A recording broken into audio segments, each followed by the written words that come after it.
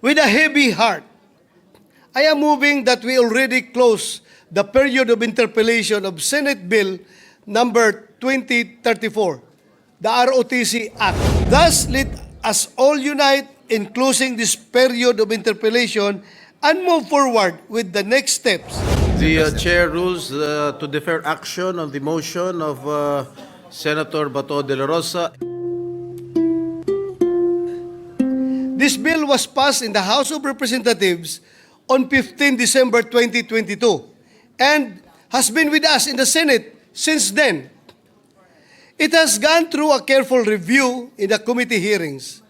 Over the past months, from August 2023 to January 2025, we have engaged in meaningful discussions during the interpellation sessions. Clearly, this bill has undergone careful scrutiny. We have listened, debated, and worked through the concerns raised by the public and fellow senators, ensuring that every voice has been heard. I am moving to close the period of interpellation of the proposed measure based on the following grounds.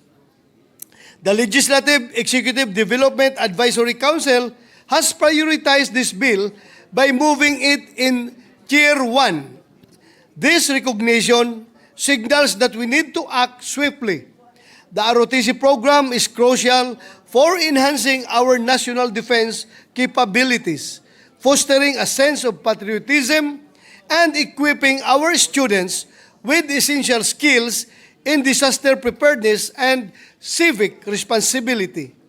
Moreover, we've had a thorough examination of this bill. We've gone back and forth, and now it's time to transition from discussion to action.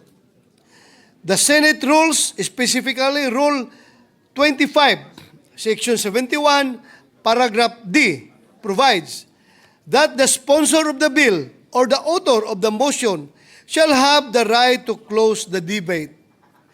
Thus, as principal author of the proposed measure, I am moving to close this debate.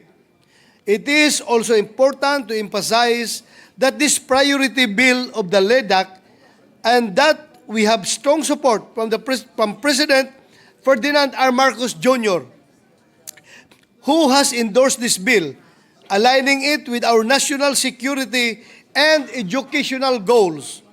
His backing emphasizes how vital it is for us to expedite this process. Thus, let us all unite in closing this period of interpellation and move forward with the next steps by empowering our students with the values and skills they need. We are preparing a generation that is patriotic and will be able to defend our country. Thank you, Mr. President. What does the majority leader say?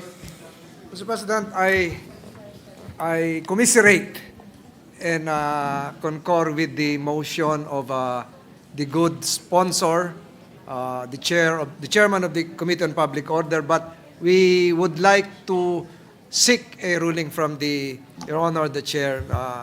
Mr. President. The chair seeks a minute suspension.